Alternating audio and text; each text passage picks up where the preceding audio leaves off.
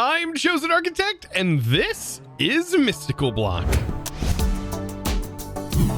Now, in my goal of ultimate pack domination, I need to get my hands on a very, very important piece of the puzzle that is ultimately going to make all of that happen. And that is going to be a transmutation tablet. Yes, from Project E. However, there's a lot of stuff that we have to prep in order to even get to that point. And last episode, we got just about everything we need ready to go.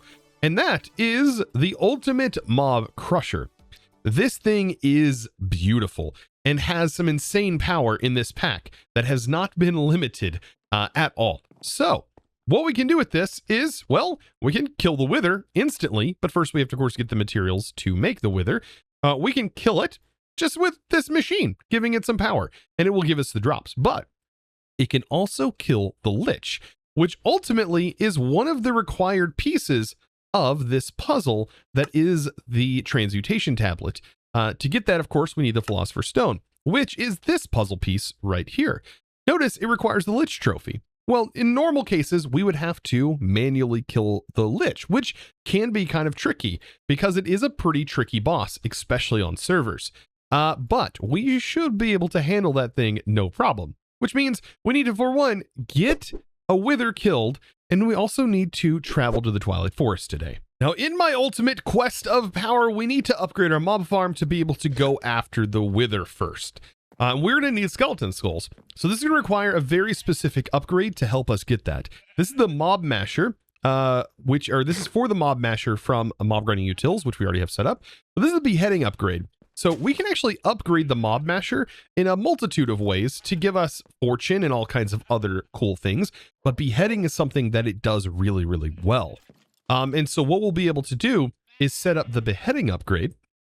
And we just need to get some way of getting the heads of, well, wither skeletons. And to do that, we're going to be using witch water. So the way you get witch water, of course, is placing water in a barrel above mycelium. And we should be able to place that in here. However, I am going to need to, well, get this to work for one. This is killing the mobs, but we need to place it in here. And I need these to be placed in the appropriate direction. I don't know. Can I rotate these? Oh, I can. Oh, that's nice. So that is going to make this a lot easier because I can just simply break this, place them in and rotate them with this, and then break these and place the witch water right in here, these two sides, which I think is going to be more than enough. As you can see, it's enough to push them over here. And then we'll shut this off. So let's make sure that this does not break anything. No, it does not. So there we go. So now skeletons should turn into wither skeletons. And I'm just going to need enough of this. There we go. To turn this back. And hopefully this will work. So I've got to pop in here. Let's turn this mob masher back on and turn this off for right now. And turn this off.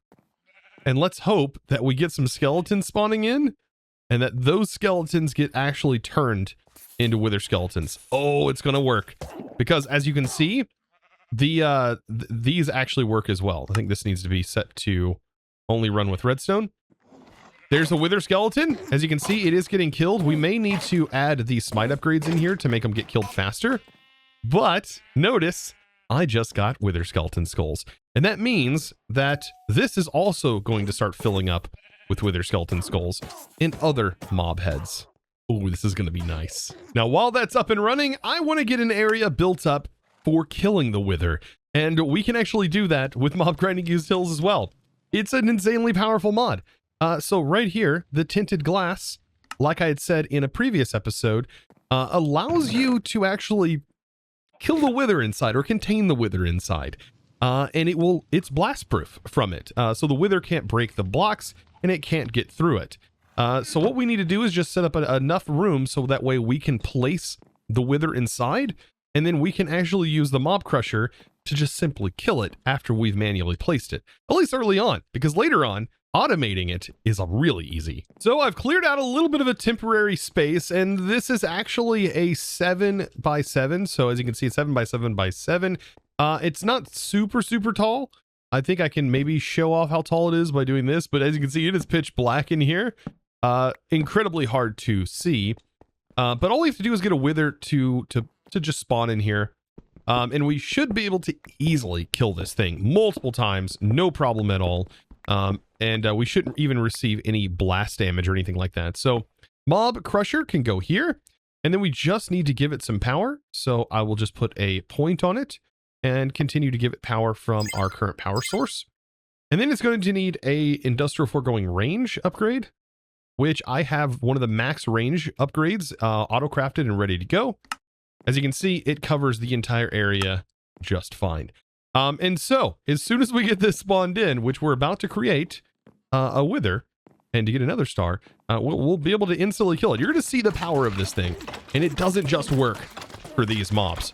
That's the crazy part. It's going to work for just about any mob in the game. Keep in mind, though, if you use it on the Gaia Guardian, you do not get drops from that. But it will kill the Gaia Guardian. It has been tested. So let's go ahead and do this. This thing is ready to go. All I have to do is place down the soul sand. And I'm making sure I'm kind of in the center of the room, I think. Here we go. And I have just enough time to get out of here before it starts to cause havoc.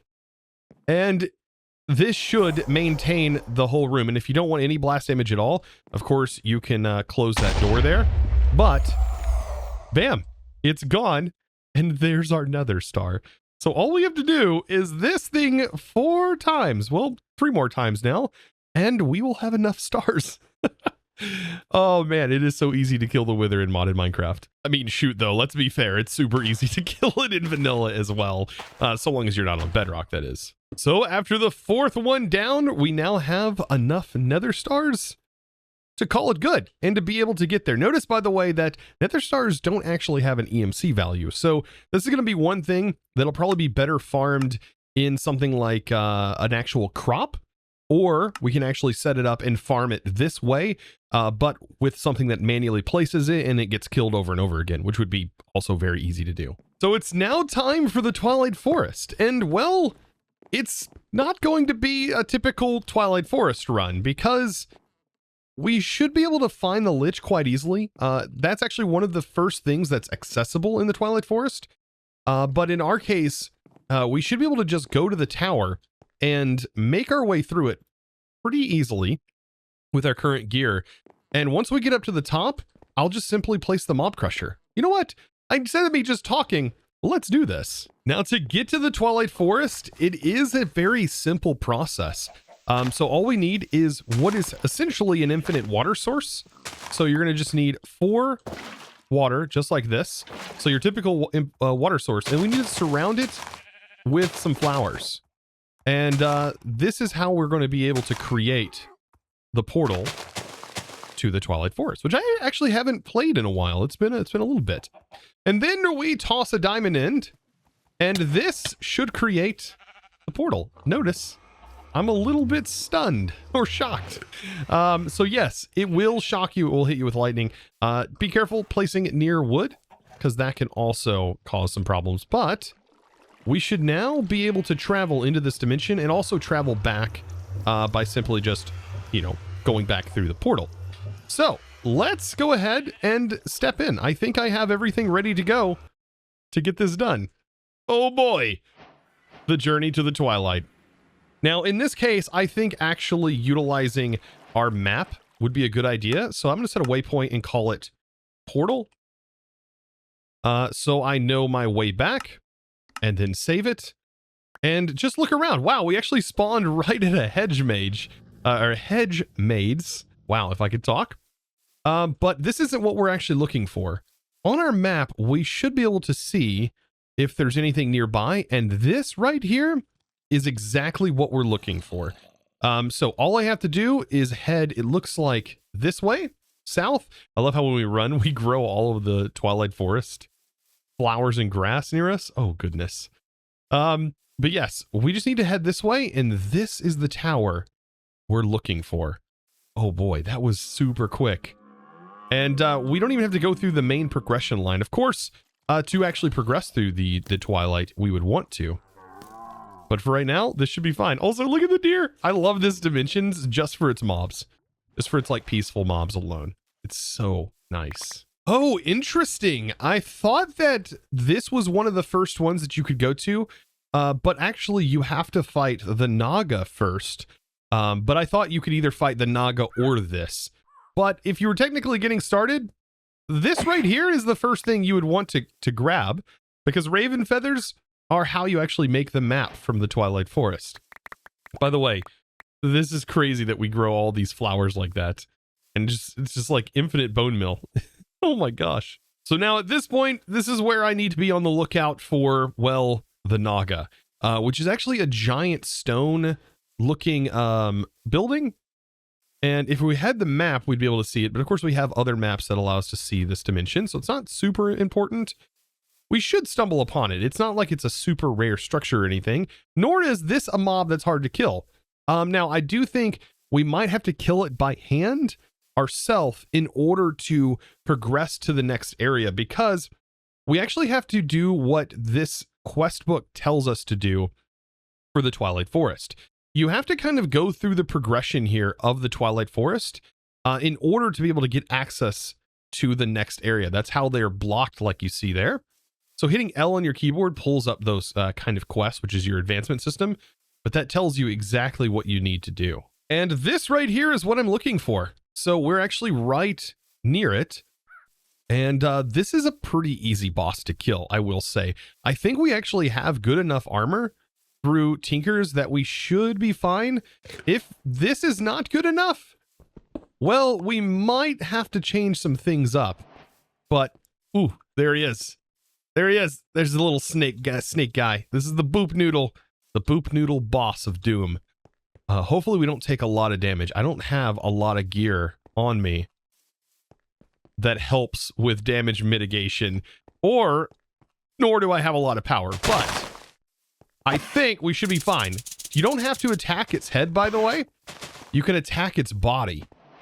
And my goodness, is this thing beautiful. Oh, goodness. Notice I am chipping away at it quite nicely, and it is getting shorter and shorter. Yep, there it goes. It did a dash at me. Notice I am negating the damage quite a bit. So I think this armor turned out to be a good investment. All right, it's mad. Oh, they changed the animations on these. These are so cool. I mean, I still recommend fighting these manually. Oh man, but like I said, the Lich boss can be kind of crazy. Okay, and there we go. We got a Naga trophy. We got some Naga scales and all kinds of goodies here. But we now have to go after our ultimate project. And that is getting to that Lich. So we should now be able to enter into that new area. So here we go. Now, I do want the torch launcher for this. I think that's going to be very beneficial for us getting at least through the bottom. Now, one of the things you can also do is you could just simply pillar up here. Or if you had like climbing claws, you can just climb up. But I'm still going to try and go at this by at least going through here. Yeah, notice we are going to run into these guys. This is the only bad part about like sort of breaking in. We're getting hit with slowness for some reason. But yes, we can just simply like torch this whole area up, and that should help a lot getting up here. I think we're up here. I'm going to have to start preparing for this. And by doing that, I'm going to get all of the upgrades ready to go. Okay. Place this. Place down my thing. And then put the upgrade in. And it should be able to kill it. Oh boy. It definitely did something. Oh my gosh, it killed it. And it's killing everything else in its wake. But there is the trophy that we need. And I don't even think we have to do anything to progress. It just destroyed that. Oh my gosh. That is powerful. Oh my goodness. Now keep in mind, this is kind of cheesy to do this. Believe me, I know. But it's incredibly fun to like find little things like this out and play around with them. I love stuff like this in mod packs. But of course, this is easily avoided if just in the Industrial Foregoing config, this particular thing or all Twilight Forest mobs are actually blacklisted, as this does have a blacklist. So yeah, kind of interesting that this wasn't done, but it's understandable, as it does take a lot to look at all the configs. Now, as I head back down, keep in mind there's actually a lot of good loot in this in these areas, and you could have gotten here quite early. I think there's even netherwort that you could potentially find in these places, like sand. There's all kinds of stuff that'll be nice to actually come back here and potentially grab later on down the road, like all these stone variants. There's all kinds of goodies. But for now, I'm going to take my happy self and I am going to make my way back to the portal to head back to the base, and we are going to craft the ultimate item. Well, kind of ultimate. It's just a minor part of this whole pack, which is going to inevitably lead us into creative items down the road. But this is going to be super helpful. It's going to be really convenient to have access to something such as the EMC tablet. Now, one thing I did want to check is, does this count towards completion? Oh my gosh, it does. I think what triggers these to success and allow you to progress is just needing the item that drops from one of these mobs, I do believe. So in this particular case, we were able to kill that mob and get the actual trophy, and that's what allows us to move to the next part of the Twilight Forest. Oh, that is funny. This whole pack has been kind of a experiment of mod pack development, I think. And it's kind of been interesting. Now, I need the Supremium Essence. I also need to take my Master Infusion Crystal, and we need to upgrade and make some Insanium. 1, 2, 3, 4 of it. And now I can craft the Project E Philosopher's Stone. Just like this, we now have a Philosopher's Stone. Now, the Philosopher's Stone is quite powerful, and it would be nice if we had more than one of them. But for right now, I think it is more important for me to just get the transmutation table than it is to keep the Philosopher's Stone. Oh, wait, no, we get to keep the Philosopher's Stone. I thought it was going to use it up. No, we get to keep it. And then we might as well take the transmutation table and turn it directly into a tablet. That is just going to require us to, I guess, throw in a few of these things. Yeah, we're just going to have to make some dark matter, which is really easy to do. Now, let me talk to you guys about a few issues that I have heard in regards to this particular pack around EMC and the Project E mod. According to a lot of you guys, you have had issues with your EMC completely resetting itself, and the research or items that you had stored inside your project table have disappeared. Well, I think I have found a couple of fixes for that, and I've posted them on my Discord if you need an exact detail of how to do it. But there is one mod that I have heard might help if you remove, and that is called Modern Fix. The only thing that really helps with is the load time of the pack, but it already loads up really fast without it. But the Modern Fix mod seems to be causing some sort of incompatibility with Project E, so it's recommended to remove that. But another thing to prevent you from losing your stored knowledge in your tablet is if you close out of your world, make sure you 100% close out of the client as well before loading back in. Do a full pack restart. Do not go back into your world after leaving it, because apparently that's been causing some problems and can cause you to lose your data there. So just wanted to give a heads up, because I know a lot of you guys have been struggling with that.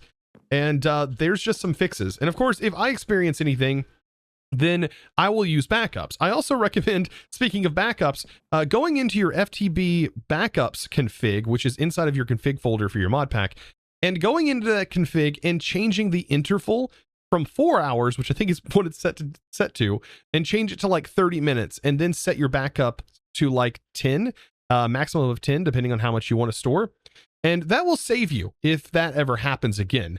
So that way it's always keeping a backup of your save and all of that information every 30 minutes and not every 4 hours, which is a lot of time. Now that all of that information is out of the way, this transmutation table is just beautiful.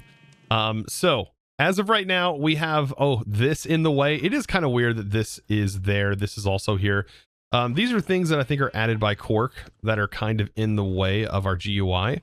I don't know if these GUI pieces can be moved in any way, or it could just be that I'm using a large GUI. That could probably be the issue.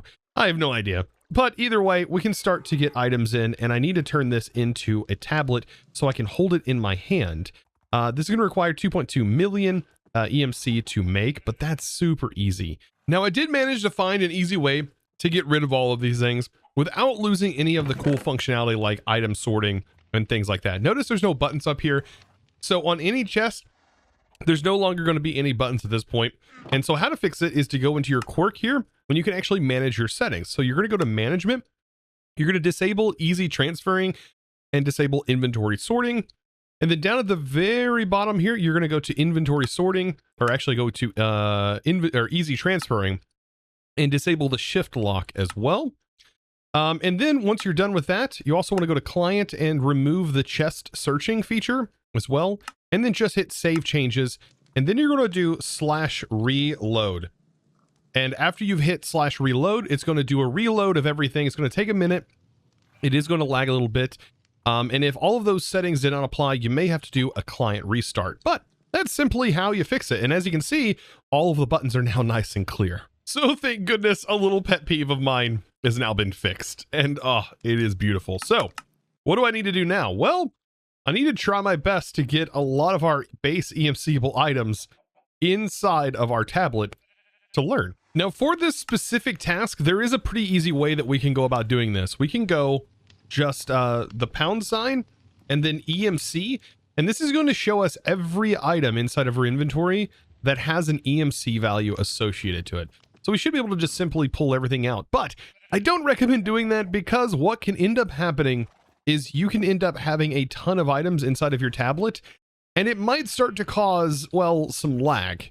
And we don't want that. So I think only having a very specific amount of things that we want to be EMCable is going to be a much better solution, not just dumping everything in. That seems like a bad idea. Another little quick tip with this as well is as you're looking at the EMC here, you can actually see while hovering over if we've learned the item. So if it has an X next to the EMC value, then we know that we have not learned it into our table. But if it does have a check mark, then we know we have learned it. So it's a really good thing we can go through here and allows me to be a lot more specific as to what goes in and what doesn't. Now, of course, today's episode wouldn't be finished if we did not set up some sort of automated EMC generation.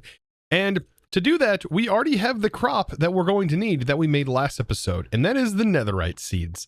This is probably going to be one of the best ways early on to generate EMC. Of course, we should be able to mass produce later on, but we should be able to get this set up and auto-crafted and get ourselves some EMC sent directly to our tablet. But how exactly do we get EMC in here without physically opening this up and placing it in? Well, that's where the add-on for this mod actually comes into play. And that mod is called Project Expansion. Now, this mod is quite cool, adds a lot of cool utilities, including like infinite food, infinite fuel, and stuff that utilizes our EMC in order to work. But it has these things right here called EMC links. Allows us to send items in exchange. We can either pull items out of them at a limited pace, or we can send items in. They do have transfer limits and stuff like that, so of course you're going to want to upgrade them. But these are going to be how we're going to do it early on, because for right now, we can't make the transmutation interface, which would allow us to hook our refined storage up to it, which would be even better. But this seems to be kind of a later game tier, as it does require the final EMC link, which also requires these final shards, which also require multiple trillions of EMC, as you can see by the cost of this. So yeah, these final star shards are quite expensive, as they require several trillion to be able to produce. I think it'd be quadrillion, right? Once we actually craft enough of these. So let's go ahead and start a production. And I think just making, like I said, the basic EMC link should be more than enough. It just requires us to send in more tablets. To get more tablets, well, we just have to go through the same process we just did with getting the dark matter, making the tablet. Since we already have the Philosopher's Stone, that's just quite easy to craft. So with just a couple of crafts, I'm able to get myself the basic EMC link. And I think this is going to be more than enough to allow our crafts to work. So to break this down, what's going to be going on here is we are going to have these crops harvested. It's going to give us a few items, one being the essence. We're also going to need a barrel for that. Or sorry, we're going to need a storage drawer. I keep forgetting that essence can also come from these. So I'm going to take this out. I'm also going to take my upgrade out of this drawer. Let's go ahead and make a double drawer. And then we should be able to void the same way. Put the void upgrade on here. And then we're going to say seed and this fertilizer drop. We want both of these things. So once it fills up, we want it to start voiding it. We don't want this to get backed up. Now, everything else needs to go into the item collector. So that'll be essence. We'll need to go into here. So the only thing that should be able to go into here is this. So if I grab some cobble, just to make sure that nothing else can go in here, I will do the same thing I did to the other setup. We'll remember what's in here, and then I can pull everything out, and you can see that it keeps it stored. And so only this essence can go in. And what we need to do is make a craft, and we'll say the output will exit, will end up going here, and then we'll make sure to have this selected. Select a recipe, hit apply, and now we have an autocraft recipe ready to go. And so the only thing I need to do is give this some power, and it should do that autocraft. And then we're going to pull out of there, and we are going to send that crafted up netherite into our EMC link. So this should work once we get this all up and running, and then we just need to worry about speeding up our crops. So everything should be ready to go. Let's give it some power.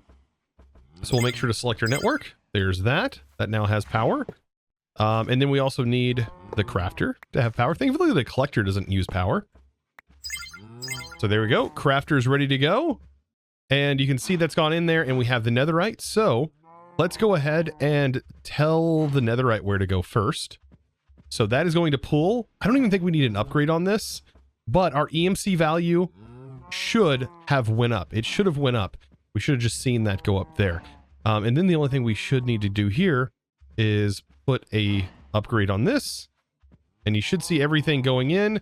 And we should have just seen, yes, I just seen 50,000 per second go in. So as you can see, it is doing the craft. It crafted it up, and now everything should be ready to go. I don't even think speed upgrades are necessary, but just in case, I'll go ahead and put a speed upgrade into this pipe just to make sure that's fast enough, as this should already be fast enough, but I'll put a speed upgrade in it as well. And now let's speed up the crops. Now there is something that should accelerate the growth of our crops, and that is a lily pad. And this should work. This is from Reliquary. It does require these fertile essence to make, and it also requires a lily pad, which we could easily make. But I'd mentioned this, I think, in the past, that we can make this stuff. We just need a couple of these bone shards. We need some slime pearls, which our mob farm has easily been producing, and some cactus, and some glands. So we can make several of these, which would be really, really handy, I think. So how many of these can I make? There's a whole stack. Oh boy. Also, I did test trying to grow this with a watch of flowing time, and it does not work, believe it or not. But these lily pads should help to accelerate the growth, as you can see by that bone meal effect that just happened. So now that I know it works, I can easily get this all underneath here filled with water. Oh, and this is going to be so powerful. So I'll just simply start placing in all of the lily pads, and I need to try and fill this entire area up with lily pads. So unfortunately, right now I don't have enough to put them everywhere underneath here, but I am going to kind of spread them out as best I can. And hopefully that will get them all working a lot faster. This is already going to be just insanely powerful. It is bone milling all of these. And so you'll see tons of particles, and that's not coming from me. That's just coming from the lily pads. Now, of course, the icing on the cake here is going to be to place a modular router down in the center, which should be right here. And then, of course, the center is right here, so it should be this block. And we place the watering can and the activator module, and then some speed upgrades. And this is going to be growing pretty darn fast. And I think it'll be best at this point to probably reduce the particles. That's a lot of particles. Specifically disabling the happy villager. And hopefully that gets rid of the majority of the particle effects, as you can see. Oh, that is so much bearable, so much more bearable. So with this, guys, it's effectively a way to become incredibly powerful. And things are going to only get more crazy as we go on.